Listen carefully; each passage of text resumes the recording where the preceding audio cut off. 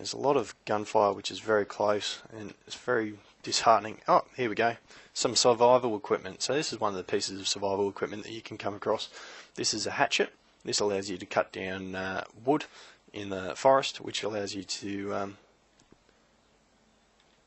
don't know if you can hear that, but it sounds like there's a fire very close by. So there we go, it's over here. So I'll just try and sneak up on it. Make sure there's no one here.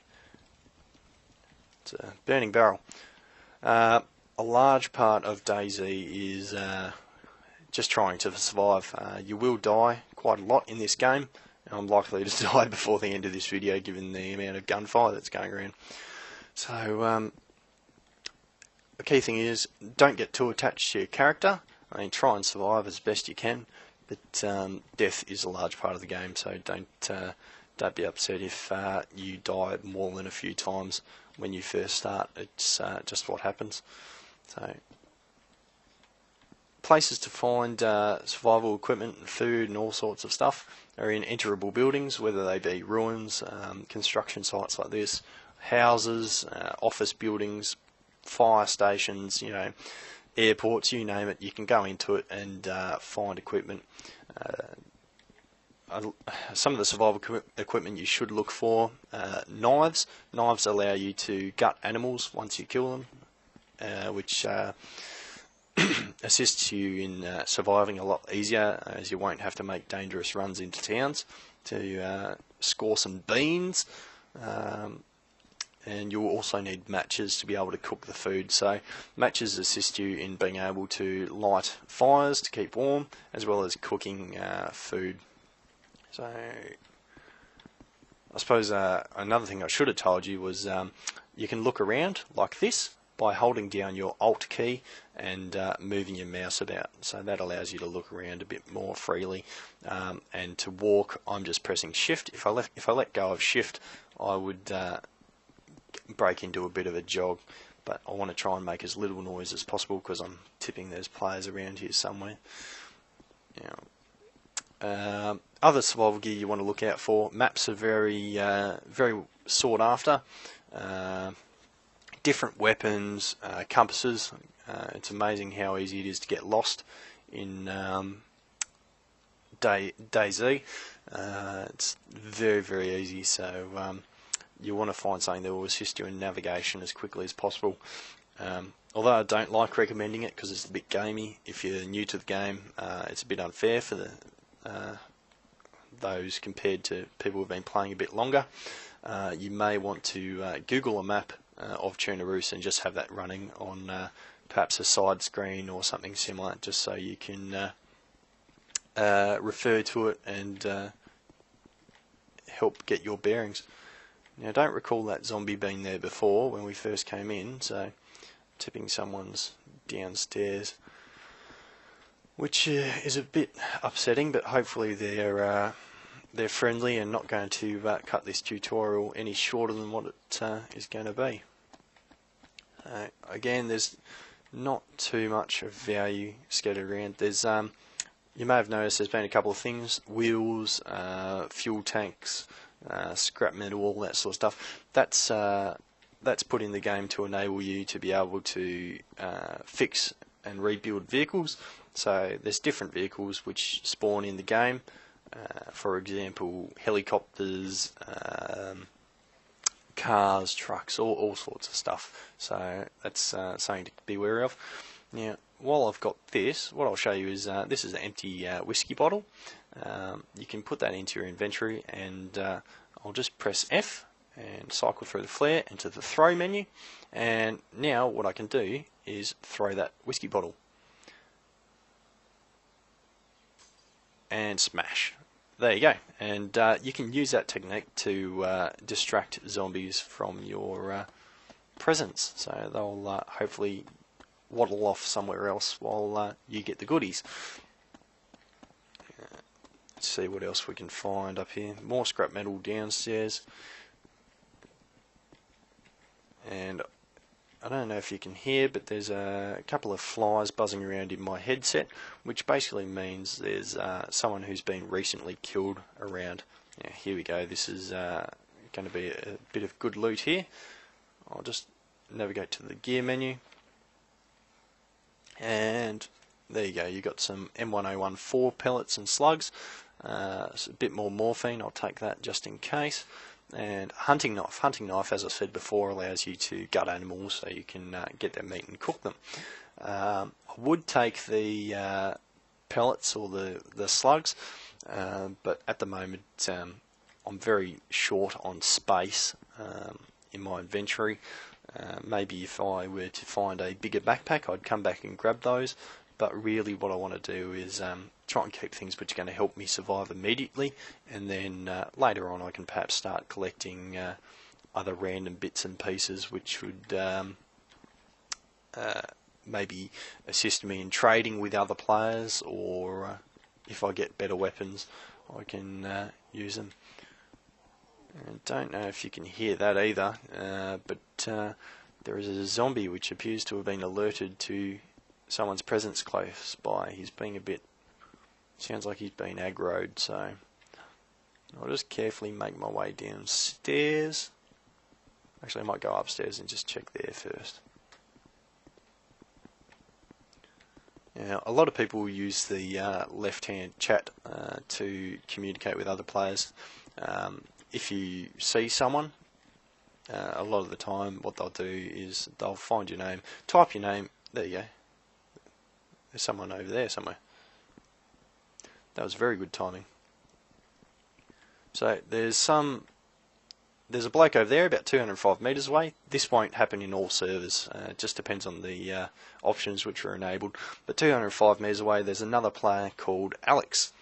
Now, what I could do now is scroll through my channels down the bottom left, as you can see what I'm doing here now, either with the period or colon key, and go to side channel. I'd press the question mark key and then type Alex friendly, and then I could post that, and if he saw that he could respond to me suitably, and a lot of the time you'll probably see your name pop up as people see you without you seeing them. But I'm not too interested in Alex at the moment, so what I'll do is I'll head back downstairs. So that's just a bit of survivor etiquette for you. If someone spots you, don't point your weapon at them. If you have a pistol, you pretty much always point your weapon. So what you can do is press G and then close, and as you can see my character has raised his weapon. So that's one way of showing non-hostility. Another way is if you have a long arm, so a rifle or other such weapon, you can double tap control and that'll lower your weapon. So again, another sign of no hostility. Another thing you can do is hit the which key was it? That can't even get it working now. Yeah, alright, I'll bring it up on here. What you can do is also salute. That's another method of showing non hostility. So if I just scroll, there you go. You can also, you can also map a surrender key, which is useful if you get robbed, which has been known to happen from time to time. Salute, there we go. So right back. All right. So if I were to salute to show non-hostility, and it's not working for me, but you get the idea. So you can map certain keys which will assist you in communicating with other players. Big part of the game is direct communication. So what you can do is, if you've followed my installation guide, you can map a key to direct chat, and because that requires the beta patch. So if you just go down to talk and you go talk on direct channel, what I've done is mapped it to my caps lock key, so I'll hit that OK, and what I can do then is if I see a player nearby, I can communicate with them by pressing caps lock and speaking. I don't want to give my position away, so I won't do it at the moment because it's positional audio, but as you can see when I press control, a little microphone appears, and the channel I'm speaking in appears down the bottom left. Okay, so what I'll do from here is, I guess there's not too much else to do at this stage. As I said, this video was mainly aimed at introducing new players to the game. If you want to pick up some more advanced tactics and methods of play, I'd advise watching my gameplay videos. I'll start making them very soon. In fact, after I've completed making this tutorial, I'm going to start running the gameplay videos again, which will facilitate me playing as I normally would, rather than trying to instruct people, and hopefully I'll come across some interesting locations, interesting items, and whatnot. Actually, here we go. One final thing to show you before I log off from this. What we have here is a lake. Now, this is very important in that you can use it to refill your water bottles. So what I'll do, I'll just go into my gear menu, drink my water bottle. I don't need to, but I will, and as you can see, it's now appeared as empty. What I can now do is go for a swim in the lake and hopefully refill it. You can also do that at water pumps and wells. But, oh Jesus, run! As you can see, I'm now visibly bleeding.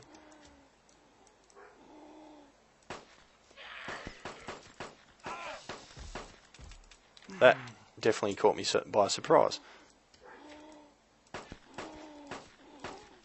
And now I feel really bad because I'm a terrible shot at the moment.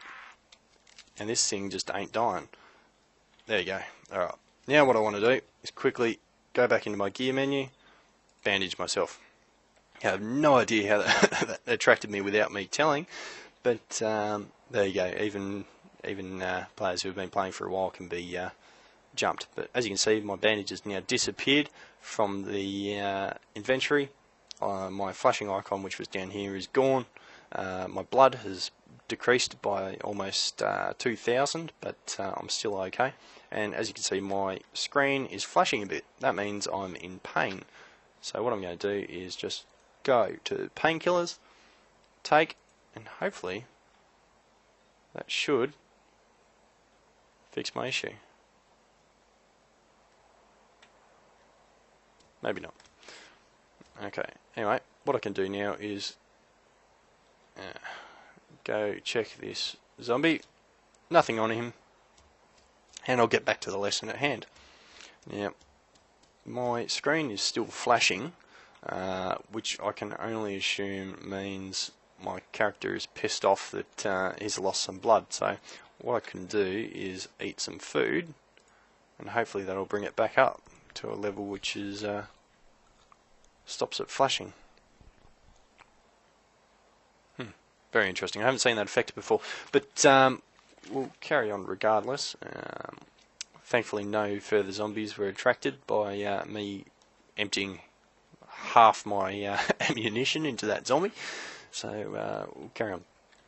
Now, as I was saying, here is a water source. You can fill up your empty water bottle from here. Unfortunately, if you do go in the water with your equipment on, you will likely lose it. It's just a part of the game mechanic that you can lose equipment when swimming. So what I'll do is I'll just drop my backpack over here, so I'll leave that in there. And I'll just go for a quick duck into the water until I'm at a level, hopefully, where... unfortunately, this is too shallow for me to do it, so sadly I can't show you that. But the aim of it is, once you get into fresh water deep enough, you can then use your scroll wheel to select the fill water bottle function, and that'll refill your water bottle, so you can use it as a reusable water source. And then what you do, go back and select your pack and click Take Patrol Pack, and they'll put it back on your back, and now we can carry on adventuring and killing zombies and whatnot. So DayZ is a lot of what you want to make it, so it's really up to you to find what you enjoy in it. It's good fun playing with friends, trying to find new things and whatnot. There's certain things scattered throughout the world which I'm sure haven't been discovered yet, and a lot of things which you'll find enjoyable. But what I'll do is I'll leave it at that for the moment. If you, as I said, if you're interested in finding out more, certainly subscribe to the channel and view a few more of my gameplay videos, and hopefully we'll be able to discover some interesting things together. And as you can see, it doesn't take long to discover much interesting. So I'm going to head off now, and good luck with your time in DayZ, and I hope you enjoy it. See yous.